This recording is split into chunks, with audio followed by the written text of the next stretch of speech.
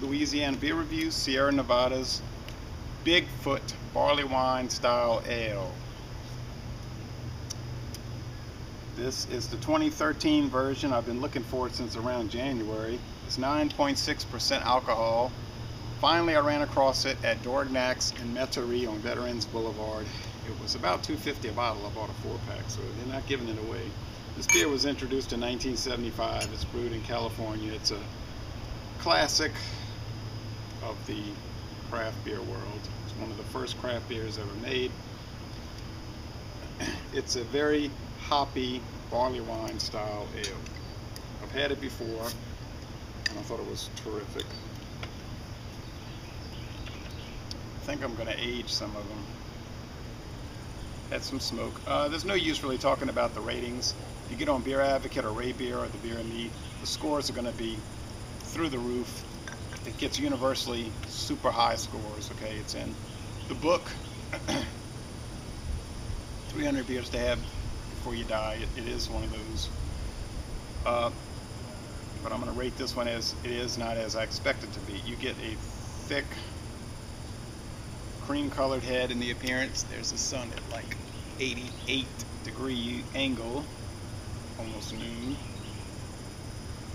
You get a, let's see, it's like a brilliant reddish brown. Yeah. Maybe it's even more red than brown, but I guess it's like in between red and brown. The aroma is very fruity. It's toasty, it's roasty, it's sweet, it's full. That's what a barley wine style ale is. It's like a beer that's so strong it's like wine made with barley instead of grapes. And that is what you're getting. It has a lot of wine-like and more like brandy-like qualities. Not exactly a summer beer here in the low 90s, super humidity. I got to go out there and pick up the grass clippings, but or take care of the grass clippings, but oh well, I didn't feel like waiting until the winter time to drink it.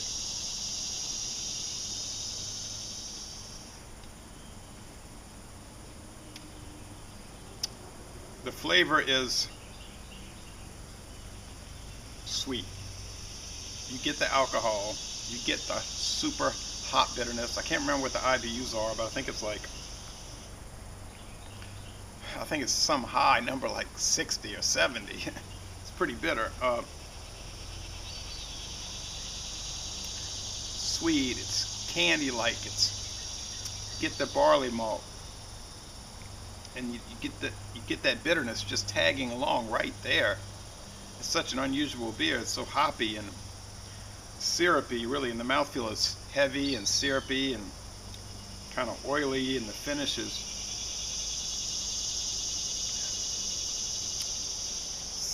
mostly dry. It's not super dry. It's heavy and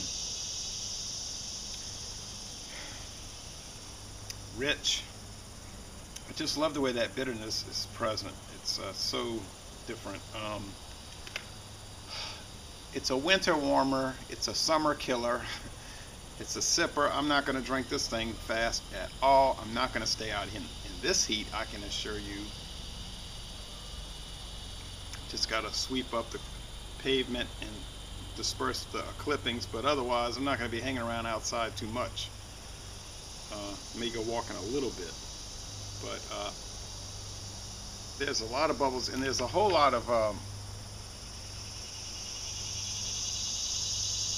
there's sediment. Now there's little grayish tan chunks all throughout. First I thought it was bubbles, but it's not. It's sediment. So this beer is something else, man. Got some decent lacing.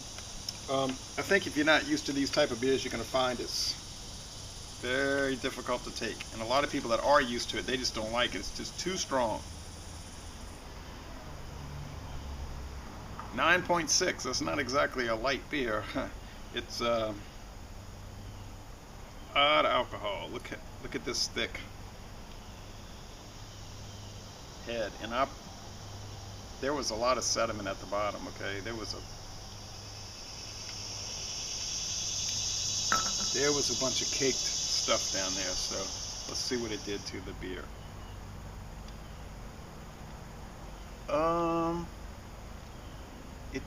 It did not cloud it up. It just added an enormous amount of little chunks. It looks like, I mean, there's gray. It's showing up right now. All of a sudden, it just showed up because it went to the bottom.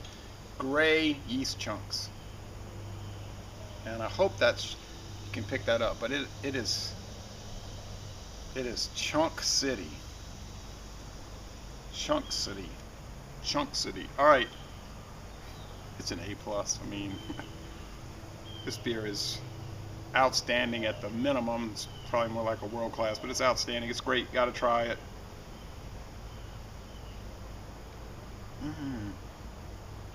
I'll be drinking this slowly. Le Bon Temps Roulé.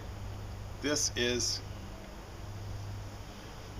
I don't know what it is. It's a classic.